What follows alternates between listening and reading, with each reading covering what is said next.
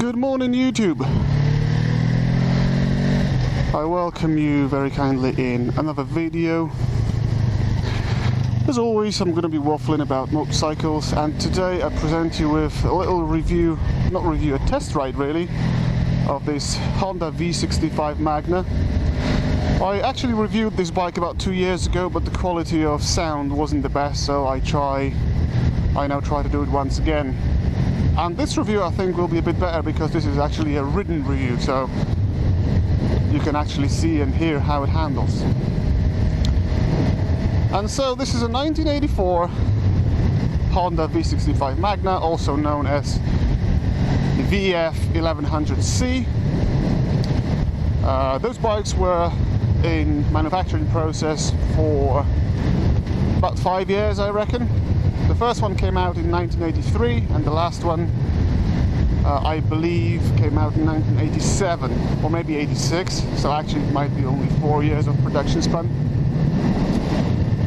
We bought this bike about 2, maybe 3 years ago, and the reason for buying it was, this is a kind of collectible machine. I don't get to see those bikes virtually anywhere. I mean, motorcycle ride-outs or even on the road, you just don't get to see them. This was a very popular motorcycle straight after its premiere, and this was due to the fact it was simply an astonishing performance. At the time, there was nothing that was accelerating faster than V65 Magna.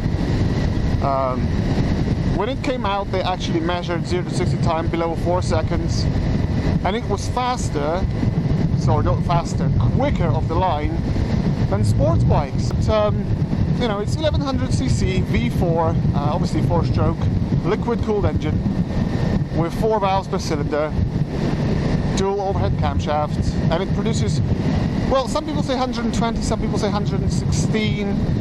You know, I saw some literature saying 118 brake horsepower at the crank. That's pretty okay to me. It weighs about 280 kilos ready to go, so it's not light, but it actually feels very light. It feels very nimble. And in essence, you know, it's not a cruiser like, for instance, Harley Davidson Fit Boy, or maybe Intruder 1500 Volusia. This is a chopper. This is a soft chopper, really. So the Magna was always kind of sporty chopper. So according to the clock, we've got 25,000 miles on it. I doubt it's real, but who cares? The engine is running spotlessly. I will actually present you a little walk around showing how it all looks, so you can see that all chromes are still chromed. There is no rust on the motorcycle, there is no leaks at all. It handles very well, and we've got this very cool transparent clutch cover, which cost me a little fortune, but hey, it looks cool, you know, so I decided to go for it.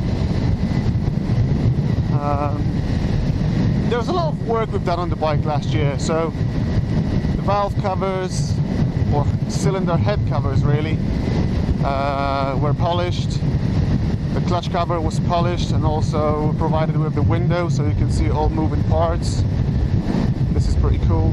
The stator cover was polished, new gaskets everywhere, the clocks were polished, new mirrors, new levers, new grips, new battery, obviously lots of servicing jobs, like for example valve gaps have been done, new oil filter, new spark plugs. You know, we had some little problems with starter's clutch, and supposedly this is so typical for V65s. So the symptoms were we couldn't start it up. No matter if it's cold or hot, you would simply push the start button and it would sound like crap. It sounded like a crying cat. Honestly, it was such a high-pitched sound, like a whining sound sort of thing. So we took it to our mechanic and he said straight away, yeah, that's a starter's clutch. So we We replaced that as well. It wasn't too expensive, it was just a pain in the ass to get there. We couldn't do it because we had no time, we had no tools, so we just commissioned this to the garage. But it's been done, and since then it's running pretty well. We recently did a few long trips. It was about, we actually did about 400, 500 miles within 2-3 days, and not even a drop of oil dropped from the engine. You know, no dodgy sounds, temperature always within the limit, as for example now it's only 3 bars. So it's quite unbelievable that 32 years old motorcycle handles so well and works so well.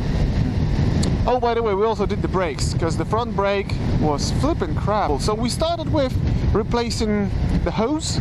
We thought maybe, you know, putting the braided brake hose will give us a bit more feel and stopping power, but the huge disappointment was it didn't work at all. I mean, it changed maybe 10% of it, but it still felt weak and kind of unpredictable. So then we've changed the brake fluid, and again it went a bit better, but still not perfect. And then eventually we decided to simply rebuild the whole master cylinder. And this finally worked. So let me demonstrate. This is a 32 years old soft chopper. Woo! I don't know if you could hear it, but I actually locked the front wheel for a split second, so that's pretty cool. So finally decent brakes, both front and rear. It starts on a button. No dodgy sounds. It handles pretty well.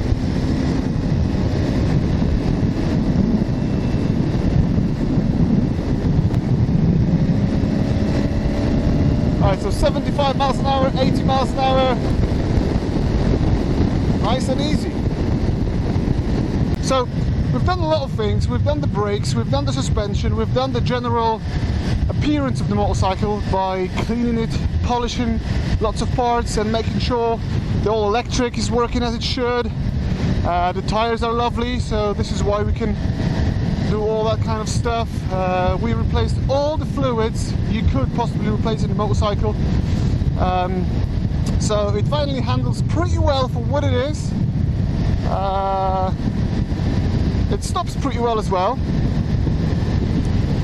So in general, I am very, very happy with the fact that we own this motorcycle. It's so rare, you know, and people admire it wherever we go with it.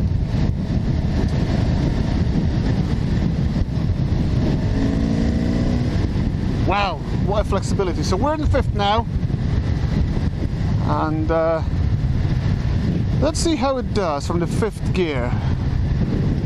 We're crawling now. Nice and slow, 5th gear. Slightly over 1,000 revs, okay. Open up and it goes. Now that is awesome.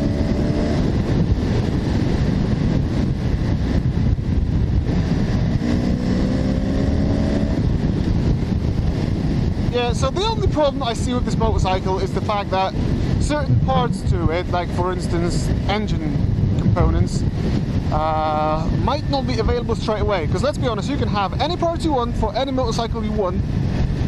It's just a matter of time and money, you know.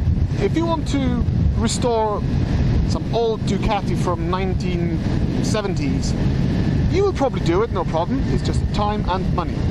So in terms of parts like battery, tires, brake pads, fluids or filters, or, you know, mirrors, levers, no, that's available pretty much straight away, especially on American eBay. But if you wanted to buy something to repair the gearbox or maybe some engine parts, then it's a bit of a different story. There's lots of used parts on American eBay, but again, this is used, and you don't want to buy used for a motorcycle of that age. Yeah, so we've got gear indicator, as you can see. OD means overdrive. The top speed of this motorcycle is around, I would say, probably 140 miles an hour, which is pretty astonishing for a cruiser. So 3 grand on the clock, on 6th gear, we're doing 50 miles an hour. This engine is resting, absolutely no effort. Alright, this is going to be a time for overtaking.